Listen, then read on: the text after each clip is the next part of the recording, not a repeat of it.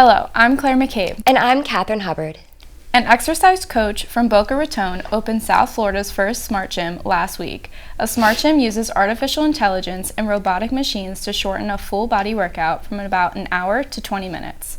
This incorporates biofeedback to adjust and enhance the training. Carlos Baracas, the co-owner of the gym, says, quote, "The idea is you are exercising with a coach and using smart equipment that makes the exercise more efficient," end quote. During your first visit, you establish your fitness level. Then once you return, you plug in your personal code into the equipment for the machines to come up with a customized workout based off your previous results. The machines track your histories and performances. One of the longest ongoing fraud cases ended last week. Richard Greenberg of Sunrise, Florida, was caught and charged with cashing in his mother's Social Security checks for 15 years after her death. According to the Miami Herald, Rose Greenberg died in 2004. However, her Social Security checks continue to be deposited into a joint bank account she shared with her son. Greenberg has been charged with 55 counts of theft of government property. His trial will take place January 14th. A state inspector general is investigating how this could happen. 2 billion packages must all find their way with fewer days to move them around the country this year. A tight holiday season calendar will test UPS, FedEx, and Amazon. This is a problem that these companies have not faced in years: how to deliver millions more orders in 6 fewer days.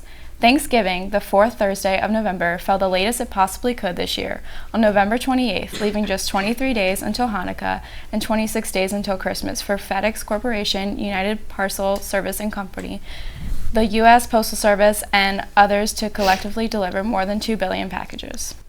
The U.S. presidential race for the Democrats to run against Donald Trump has become increasingly competitive.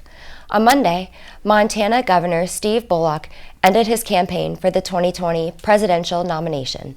Bullock released a statement saying, quote, "While there were many obstacles we could not have anticipated when entering this race, it has become clear that in this moment I won't be able to break through the top tier of the still crowded field of candidates," end quote. Developments in Washington regarding the potential impeachment of the U.S. President Donald Trump have continued this week. Supreme Court Chief Justice John Roberts and his role in a potential trial has been discussed and could have a massive impact on Trump's potential impeachment. According to the U.S. Constitution, the Chief Justice may rule on all questions of evidence and bring all evidence forward he deems necessary. Chief Justice Roberts and his impact on the impeachment trial could be a massive turning point in an impeachment investigation. For more iPulse, stay tuned after this.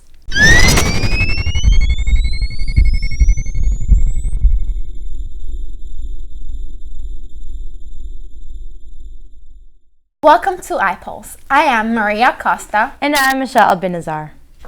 Impeachment proceedings restarted Monday, December the 2nd, after Congress took a break for the Thanksgiving holiday. President Donald Trump sharply criticized House Democrats for moving forward with impeachment proceedings while he plans to be out of the country. He departed the White House on Monday en route to NATO gathering in London. A shooting took place this past Sunday on a crowded New Orleans street that left 10 people injured. One individual was detained near the shooting but was later released. As of Monday morning, no arrests have been made in the shooting, police said. Mayor Latoya Cantrell said in a statement, "What happened in our city overnight was a cowardly and senseless act and will not be tolerated. While this investigation is in the very beginning stages, one thing is certain: we will not stop until we identify and arrest those responsible." The Ballon d'Or, that is awarded to the best soccer player of the year, was held on Monday, December the 2nd. The winners were American woman Megan Rapinoe and Argentinian player Lionel Messi. Megan Rapinoe is a first-time winner of this award, and it comes after she led the American national team to their 4th World Cup win. Lionel Messi received his Ballon d'Or, making him the most successful soccer player in history and beating longtime rival Cristiano Ronaldo.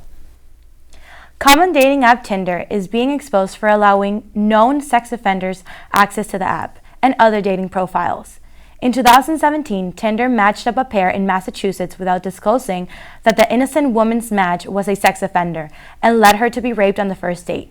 Match dating site group spokesperson said, quote, "The 157 cases need to be put in perspective with the tens of millions of people that have been using our dating products," end quote.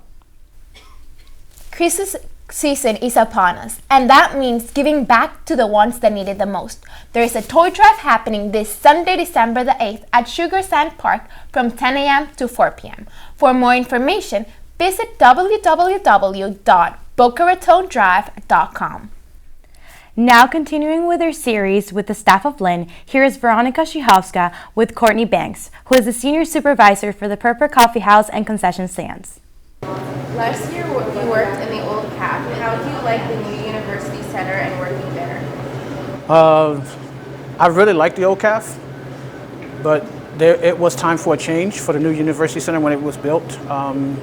Being that the new University Center is more modern, it's a lot more open, but I still prefer the old CAF.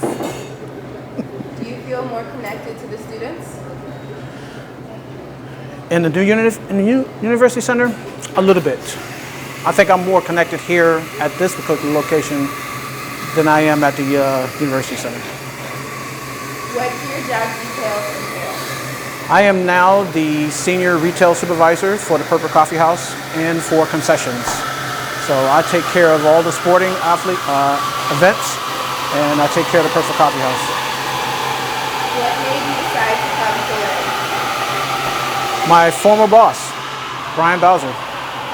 I got transferred here from another university, Jacksonville University, up in Jacksonville, Florida. And him and we worked together for over 10 years. So he brought me down here. I heard you sang an audition for something. What was the auditions? Oh, wow. Wow, that's a good question. Well, I did one song with two of the students that graduated from here. We did an album together. What was the album? It was on SoundCloud. It was a love song that one of the students, he still works here. He now works for Lynn. But yeah, that was a long time ago. That was 2 years ago. So, Thank you. You're welcome. For more iPulse, stay tuned after this.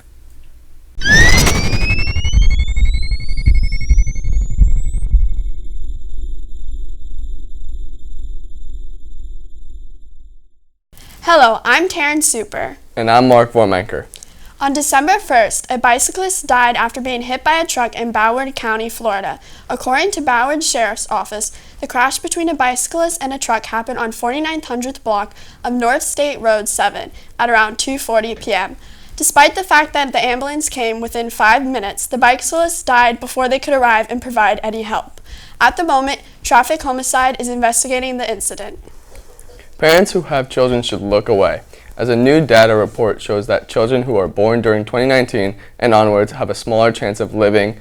BBC news data shows that male children who were born in 2019 have an average life expectancy of 87.9 years. Females have dropped from 93.6 to 90.4.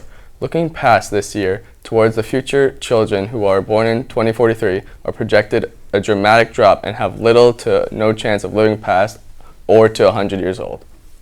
Environmentalist and famous actor Leonardo Dicaprio is being accused of being involved in the Amazon fires. President Jair Bolsonaro claimed that non-governmental organizations contributed to the forest fire earlier this year. DiCaprio recently donated $500,000 to these same people. DiCaprio responded via Instagram saying, quote, "While worthy of support, we did not fund the organizations targeted," end quote. The Global Wildlife Conservation and the IUCN Species Survival Commission released statements as well saying that they had nothing to do with the fire.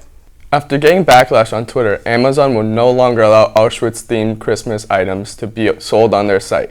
The existence of these questionable themed Christmas items sparked worldwide outrage on Twitter. The Auschwitz State Museum appealed to have these items removed from Amazon because they were insensitive. Recently, the Auschwitz Museum have released a statement saying, quote, "Auschwitz on a bottle opener is rather disturbing and disrespectful," end quote. Amazon immediately apologized and took down all the items. Get your jackets out because cold air is moving into South Florida. A cold front is on the way, dropping temperatures into the 40s this week, bringing light rain to occur in our area on Monday morning. Cold air will continue to move in throughout the day. Investigators stated that Vero Beach could see a high near 70 degrees on Monday, and Boca Raton could see a high near 80 degrees due to the timing of the front. Be prepared to expect cold weather tomorrow morning. The highs won't get out of the 60s until Tuesday. And now, a continuation of our staff profiles with Professor Frankie Mendez and Remington Ullman. Frankie, so what do you like about Lynn University? I love the diversity of the student body. We have students that teach to psychology, to art, to music, and it all melds together to become a very nice cohesive unit. That's great. So what made you decide to work at Lynn? I was fortunate. I was working for an art school, and they were acquired by Lynn, and then we got brought on to be faculty at Lynn, and I love every minute of it. And what's your background? My background's in commercial art. I have been an animator, a web designer, a videographer, advertising, graphic design, art director. I come from a large agency background. That's very impressive. For more, pick up a copy of iPulse. Thank you.